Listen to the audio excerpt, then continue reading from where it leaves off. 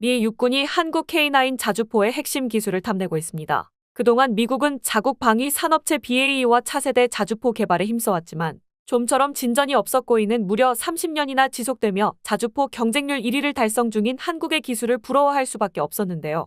미국의 대표격인 자주포는 M109로 1960년대부터 현재까지 정말 수많은 개량을 거쳤지만 기본 설계의 한계에 부딪히며 39 구경장을 넘지 못하는 포신에 의한 사거리 부족이 약점으로 지적받아왔습니다. 이를 개선하기 위해 3명이 운용할 수 있는 완전 자동화된 시스템을 도입한 XM2001 크루세이더를 개발하게 되는데요. 하지만 40km 이상의 사거리와 1분에 10발을 쏠 수 있게 됐음에도 지나친 비용 상승을 이유로 결국 사장될 수밖에 없었습니다. 이에 사거리는 깨끗하게 포기하고 보다 적은 인원으로 구동이 가능한 자주포를 목표로 개량에 들어갔고 결국 XM1203을 개발하게 됩니다. GPS와 연동된 디지털 사통장치를 통해 신속하게 방열할 수 있을 뿐 아니라 승무원 단두 명으로 구동할 수 있는 장점이 있었지만 포신 38구경장이 갖는 거리적 한계와 일선 전투 차량으로서 부족한 방어력 그리고 기동성이 낮아 전략적으로 활용이 어렵다는 점 등을 이유로 이 역시 시장의 외면을 받게 됩니다. 그리고 최근 있었던 세 번째 시도가 바로 아이언 썬더 차세대 자주포입니다. 완전히 새로운 58구경장 포신의 주포와 관련 설비를 채택하면서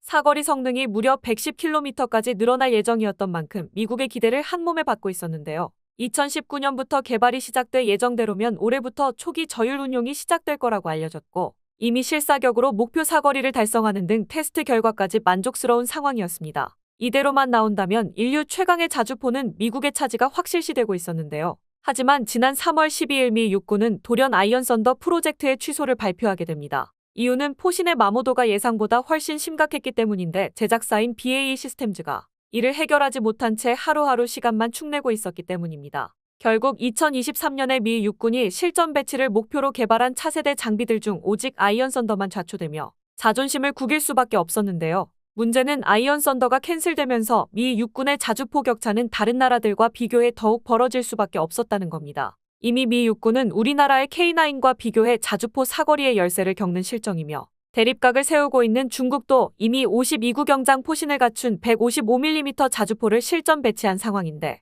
이걸 단숨에 만회하겠다고 사방팔방 노래를 부르며 기대감을 높여놨으니 체면이 말이 아니게 된 것이죠. 결국 미국은 현 상황을 타개하기 위한 해결책으로 한국을 선택할 수밖에 없었습니다. 미 육군은 올해 여름에 가장 빠른 대안을 물색할 예정인데 여기에는 다른 나라에서 이미 개발된 제품의 구매도 포함될 것으로 알려졌으며 당연히 한국의 K9이 눈에 들어올 수밖에 없었던 것이죠. 세계 최고의 점유율을 자랑하는 K9만 들여다놔도 급한 불은 끌 수 있었기 때문입니다. 여기에 더해 미국은 한국의 기술력을 바탕으로 꺼져버린 자주포 개발에 대한 희망의 불씨를 살릴 전망인데요. 업계에 따르면 존 켈리 하나 디펜스 USA 법인장은 군사 전문 웹사이트 브레이킹 디펜스와의 인터뷰에서 미 육군 자주포 현대화와 시제품 개발 작업의 공백 대안으로 K9 자주포를 제안했다고 하며 존 켈리 하나 디펜스 USA 법인장은 미국 방산 시장에서 진전을 이루기 위해 하나는 방산 포트폴리오를 구축하고 있다. 중단된 미 육군의 사거리 연장 자주포 사업 ERCA의 플랫폼 시제품 개발 작업의 공백을 채울 수 있을 것으로 기대한다.